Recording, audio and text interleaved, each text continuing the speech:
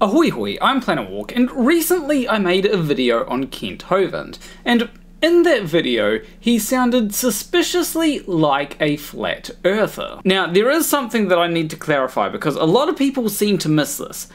No, Kent Hovind doesn't actually believe that the earth is flat.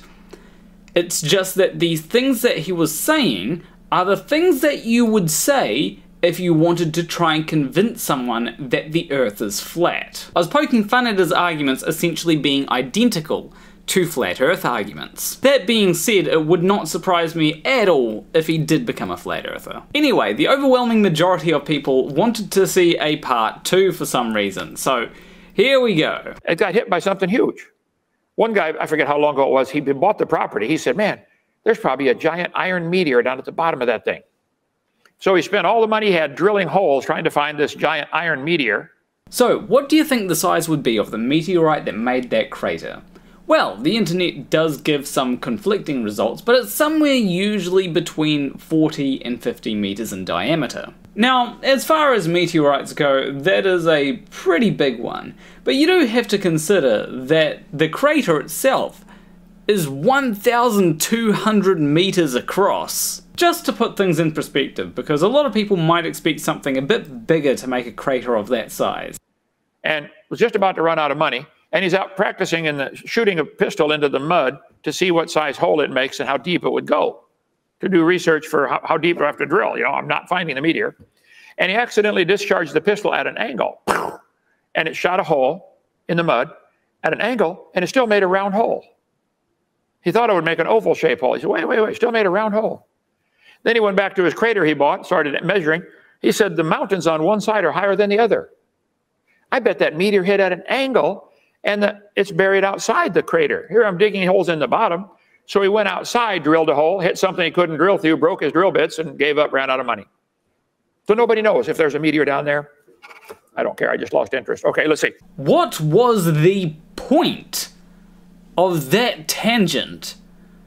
Honestly, it feels like Kent Hovind is just saying stuff a lot of the time to waste time. You see, I like a good tangent, it can be fun, but I don't do tangents just for the sake of a tangent. Anyway, I will add to what Kent Hovind said there because there are some interesting things about that crater. So there have been meteorite fragments found, which makes sense given that it would have exploded. Because that is what happens when you have an object that is going really fast and is pretty big, smack into another object that is pretty big, like the Earth. So basically you wouldn't expect to find the entire thing intact anyway. But again, I don't know what this tangent had to do with the video. Let's move on. Earth's atmosphere is 300 miles thick, but most of it's within 10 miles. Okay.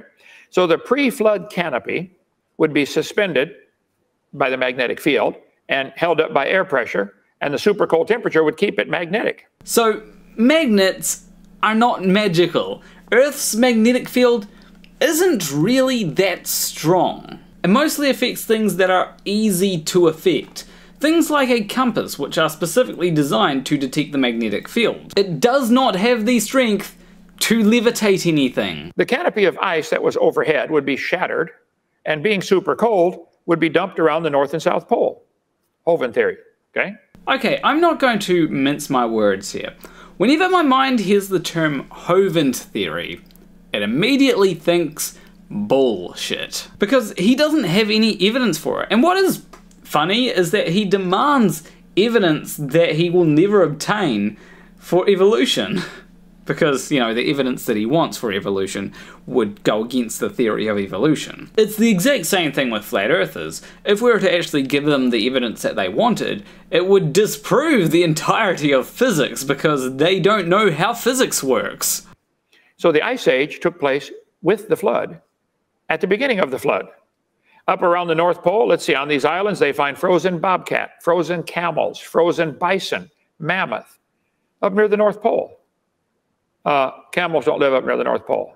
Well, not today they don't because they're not particularly suited for the North Pole, but their ancestors may have lived near the North Pole. It's better than saying that a huge magical global flood just so happened to carry them there. When they drill holes in the ice, they find all kinds of strange things down there. They have the dirty diamond mine where they yielded coal, anthracite coal, up near the North Pole. Well, coal's from trees. There's no trees up there. None. Wait, Kent, do you actually believe that coal comes from trees? Because here's the thing, if you believe that, it takes millions of years for trees to turn into coal, not thousands. Also, coal doesn't just immediately evaporate after forming. It can stick around for a while, meaning that it can end up in places that it didn't come from because of things like continental drift. So there must have been trees there at one time. Hovind theory, when God made the world, it was perfect, habitable, spinning around nicely, and perpendicular to its orbit around the sun. So everybody got 12 hours of daylight, 12 hours of darkness, North Pole, South Pole, everybody. Springtime, all the time. So yeah, he does believe that coal comes from trees. And look, I'm not making fun of him for believing something that is correct. I'm making fun of him for not realizing that one of the things that he believes contradicts something else that he believes. And he's trying to use that thing to show why he is correct in the thing that it contradicts. You cannot make this up. Also, if we ignore the whole dome thing for heat for a second, a planet spinning like how he's proposing would not have spring everywhere.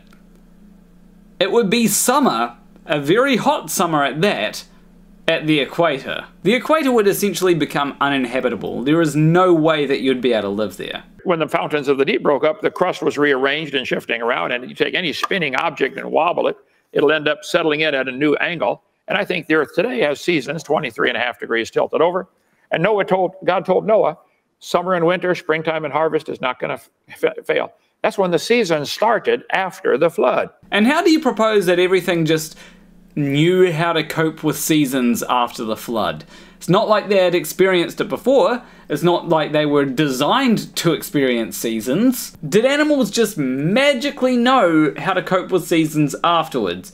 It is funny how you say that evolution makes no sense when what you propose makes no sense.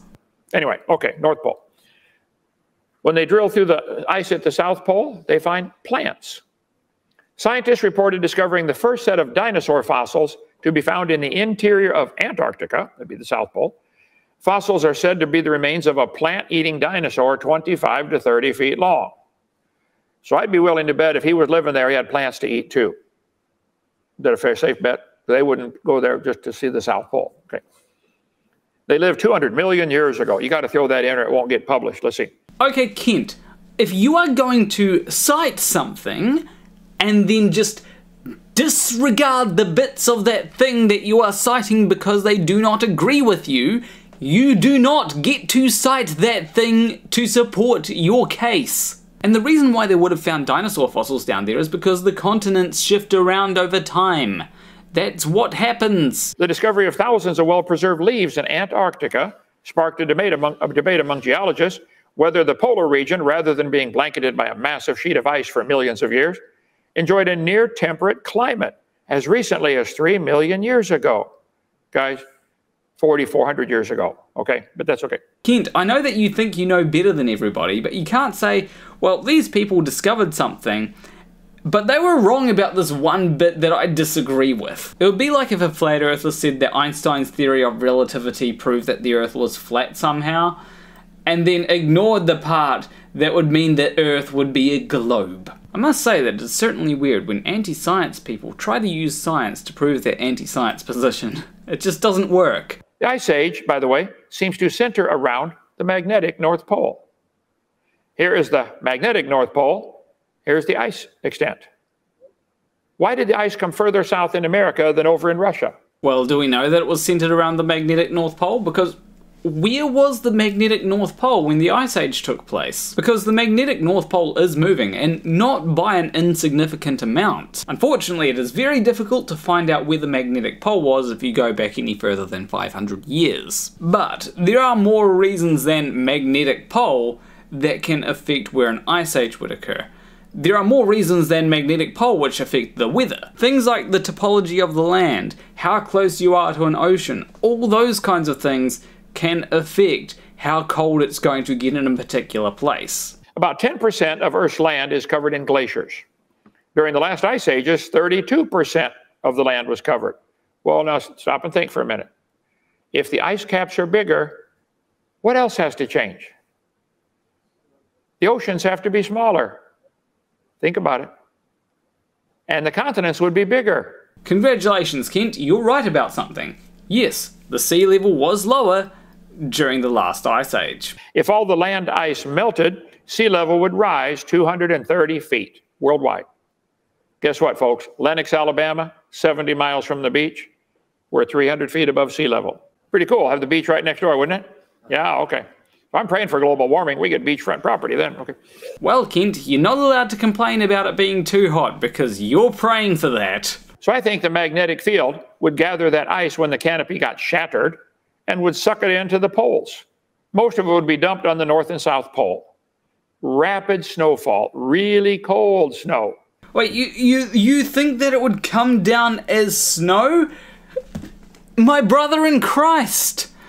This is solid ice that we're talking about. It would just fall directly to Earth. And if it were obliterated to the point where it could form snow, it would have enough energy that it wouldn't need to form snow. It could just come down as water. 800-year-old penguin mummy revealed after snow and ice in Antarctica melted. Stuff was buried quickly at the North and South Pole. Kent, that penguin was 800 years old. This is after the time of Jesus. Are you trying to insinuate that the flood happened after Jesus' time? Bulu Babe, 36,000, ignore the dates they give, by the way, okay? Mummified Ice Age bison. Why, Kent? Is it because it's inconvenient for the narrative that you're trying to push? Frozen mammoth found standing up, food still in their teeth. They're frozen upright. The undigested food is still in their mouth and stomach, and they died of suffocation. There's no water in the lungs. Small crystals in the blood indicate they probably froze in less than 5 hours. That requires 300 below 0 Fahrenheit, which does not occur any place on the planet. Okay, is it possible at all to get a source on that? Because I checked, and I could not find anything that indicates that Kent is correct here. So this is leading me to believe that it's just another Hovind theory. You know, calling it a theory is too generous. People might think that it's similar to a scientific theory, and it's certainly not. So during the last 6 months, the rising mountain ranges made the water rush off. The crust of the earth was broken up, someplace lifts up, which makes the water run off to the low place. Duh. And all the layers of the earth were formed by water moving sideways. These atheists are going to teach your kids that the layers of the earth are different ages and the top one's younger. That is stupid, it's baloney. If the top layer's younger, where's it coming from? They never answer that. It often comes from other rocks. Is that somehow controversial? If you're wondering how it gets there, well then there's different ways that it can get there, whether it be by a river, whether it be by air, you know, different ways. How did the kangaroos get to Australia? Well, this ties in with the Ice Age. It would take 400 years for all that ice to melt back. I'm just picking a number. I don't know how long it would take, okay? Oh, don't worry, Kent. There's a lot in this video that you've been making up. This is just another thing to add to the pile. If the ice caps were bigger, it's going to be complicated now for you atheists, okay? That would mean the oceans were smaller. Anybody confused on that? Because the water's trapped at the ice caps. That would mean the continents were bigger. But Kent, where did all the water from the flood go? That's what I want to know. Also, here's a question for Kent. Why are kangaroo fossils only ever found in Australia and Papua New Guinea? Are you telling me that they went all the way from Australia to the Ark and then after the flood they went all the way back to Australia again? The same sort of thing goes for koalas and drop bears as well. Most marsupials are less aggressive than other mammals, and they would simply be driven to the fringe of the migration wave. When they get off the Ark, they spread out, take a few hundred years, and they gradually end up caught in Australia and protected by the rising waters. So the tigers can't get them anymore. You do know that tigers, lions, and cheetahs and all that are faster than koalas, right? And also, why would they migrate back to where they came from if it was just to escape predators? And also, how did the Kiwis and Moa get to New Zealand? You know, flightless birds. They can't fly here, because from what I can tell, there wouldn't have been any kind of land bridge to New Zealand for them to get here, so they shouldn't have been able to get here. Yet, we have Kiwis, and we had Moa in New Zealand. If you smoothed out the world, if the earth were smooth, the water would be 8,800 feet deep everywhere. If the earth were smooth, there'd be 1.5 miles water everywhere. Noah's flood, the earth's covered in water. No continents are showing, at least for part of the time. Just the fact that Noah's in the ark for a year does not mean the flood covered the world for a year. Some parts might have only been covered for a couple of weeks. So we now know where the water went. It didn't go anywhere. Apparently God magicked some continents into existence. And I say magicked because that is exactly what this is. It's magic. You wouldn't be able to model a way that this can happen that is consistent with reality. It's easy enough for someone to say, well, this is what I think happened, but anybody can do that. Humans have been doing that for thousands of years. It's called religion. The difference between religion and science is that science is based on testing things and coming up with predictive models that actually fit reality. It's not just that someone said something one day and we all accepted it, it's that these things have been tested and verified to be correct. On the other hand, we've got Kent here, who says things that just wouldn't work if you modeled it out. The shattering of the pre-flood canopy would allow the atmosphere to expand from 10 miles out to maybe 200 or 300, whatever it is now. That would absorb the heat, like holding down a spray can. It gets cold in your hand. Hold the button down, okay?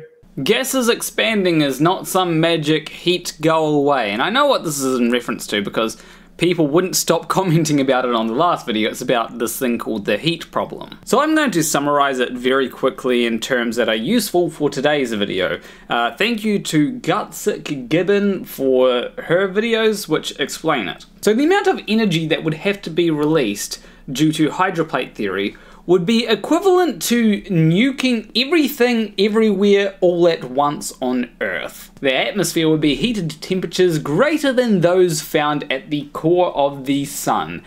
Everything would die. There is absolutely no way that the atmosphere expanding would be able to reduce that kind of temperature to something tolerable. In other words, Kent is massively understating the heat problem, and he can't complain about it because he actually wants global warming. When it rains, the heat is released, called latent heat of condensation. Atheists say that it would cook the earth, not if the air is expanding, okay? Latent heat of condensation, energy released when vapor condenses to liquid. I understand, okay? I taught physical science. You clearly don't understand, Kent. You're not a good physics teacher if you don't realize that basic physics would make the thing that you're trying to propose unable to work. Just admit that your position is based on magic and then we can all move on with our lives. In fact, that's what I'm gonna do right now. So leave a like and subscribe if you liked this video. Leave a comment letting me know what kind of videos you'd like to see me make. It may be a while before I make another video on Kent Hovind because as much as people like me debunking Kent Hovind, I do need to retain brain cells if I want to continue making these videos. But yeah, anyway, I will see you in the next video. Between you and me, thank you for watching.